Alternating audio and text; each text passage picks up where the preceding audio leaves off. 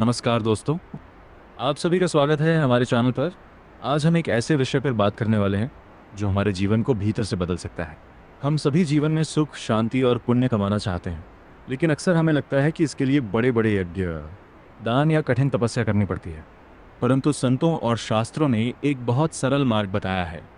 श्रवण, रूप, रस और गंध के माध्यम से पुण्य कमाना। जी हाँ, जो हम सुनते हैं, जो हम देखते हैं, जो हम ग्रहण करते हैं और जिन वातावरणों में रहते हैं, वो सब हमारे मन, कर्म और भाग्य पर गहरा प्रभाव डालते हैं। आज की इस वीडियो में हम समझेंगे पुण्य क्या होता है, श्रवण से पुण्य कैसे मिलता है, रूप, रस और गंध का आध्यात्मिक महत्व क्या है, और कैसे हम रोज़मर्रा के जीवन में छोटे छोटे बदलाव करके अपने जीवन को पवित्र और सफल बना सकते हैं। तो वीडियो को अंत तक ज़रूर देखिए, क्योंकि अंत में मैं आपको एक ऐसा सरल उपाय बताऊंगा जिसे अपनाकर आप घर बैठे प्रतिदिन पुण्य अर्जित कर सकते हैं। दोस्तों, सबसे पहले हमें समझना होगा कि पुण्य आखिर होता क्या है। सनातन धर्म में पुण्य का अर्थ है ऐसे शुभ कर्म जो हमारे मन को शुद्ध करें, दूसरों को सुख दें और हमें ईश्वर के निकट ले जाएं। जब हम किसी की सहायता करते हैं, सत्य बोलते हैं, भक्ति करते हैं या अच्छे विचारों को अपनाते हैं, तब हमारे जीवन में सकारात्मक ऊर्जा उत्पन्न होती है। इसी को पुण्य कहा जाता है। लेकिन एक बात बहुत कम लोग जानते हैं, पुण्य केवल कर्मों से नहीं बल्कि हमारी इंद्रियों के सही उपयोग से भी मिलता है। हमारे ऋषियों ने कहा है कि मनुष्य जैसा सुनता है वैसा सोचता है, और जैसा सोचता है वैसा बन जाता है। यानी हमारी इंद्रियां ही हमारे जीवन की दिशा तय करती हैं। अगर कानों में भक्ति जाए, आंखों में पवित्रता जाए, जीभ में सात्विकता जाए और वातावरण में दिव्यता हो, तो मनुष्य का जीवन अपने आप ऊंचा उठने लगता है। दोस्तों, अब बात करते हैं श्रवण की। श्रवण यानी सुनना, लेकिन केवल कानों से सुनना नहीं बल्कि मन से ग्रहण करना। सनातन धर्म में नवधा भक्ति का पहला चरण ही है श्रवण। क्यों?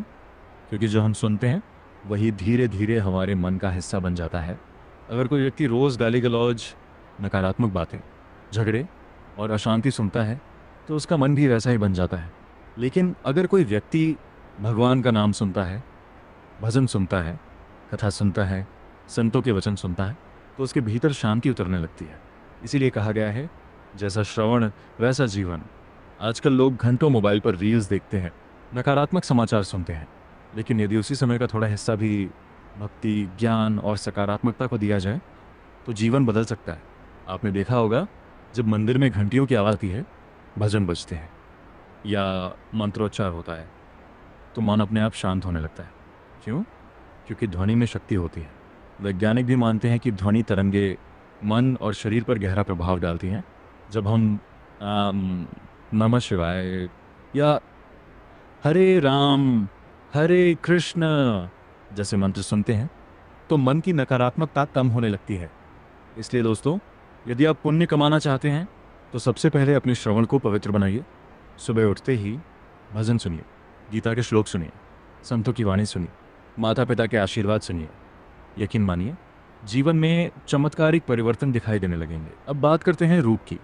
रूप यानी जो हम देखते हैं। दोस्तों, आंखें केवल देखने का माध्यम नहीं बल्कि मन तक पहुंचने का सबसे बड़ा द्वार है। जो दृश्य हम रोज देखते हैं वो हमारे मन पर गहरी छाप छोड़ते हैं। यदि कोई व्यक्ति हिंसा देखता है, अशांति देखता है, बुराई देखता है, तो उसका मन धीरे धीरे उसी दिशा में जाने लगता है। लेकिन यदि हम मंदिर देखें, संतों का दर्शन करें, भगवान की मूर्ति देखें, प्रकृति की सुंदरता देखें, तो मन में पवित्रता आती है। इसीलिए हमारे शास्त्रों में दर्शन का इतना महत्व बताया गया है। भगवान के दर्शन केवल आंखों का कार्य नहीं बल्कि आत्मा की शुद्धि का माध्यम है।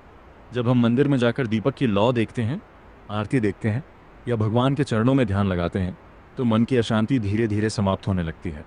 दोस्तों, आज के समय में हमें अपने देखने की आदतों पर ध्यान देना होगा। मोबाइल पर क्या देखते हैं, टीवी पर क्या देखते हैं, किस तरह की तस्वीरें और वीडियो देखते हैं, क्योंकि वही हमारे विचार बनते हैं और विचार ही हमारा भविष्य बनाते हैं।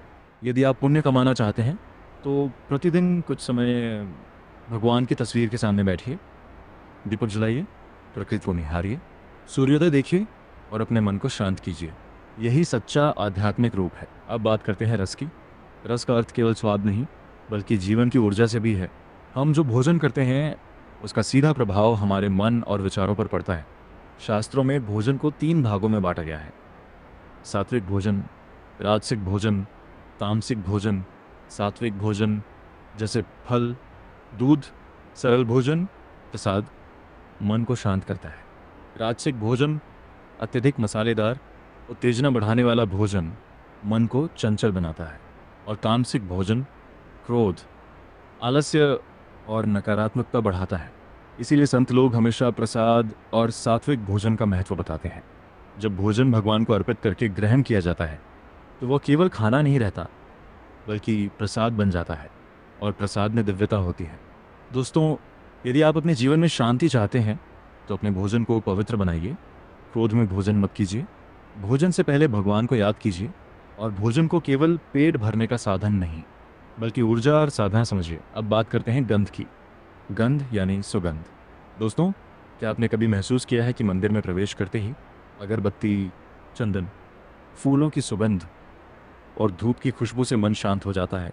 क्योंकि सुगंध का सीधा संबंध हमारे मन और भावनाओं से होता है। हमारे ऋषियों ने पूजा में चंदन, धूप, कपूर, फूल का उपयोग केवल परंपरा के लिए नहीं बल्कि वातावरण को दिव्य बनाने के लिए किया। जहाँ पवित्र सुगंध होती है वहाँ मन अधिक शांत और सकारात्मक रहता है।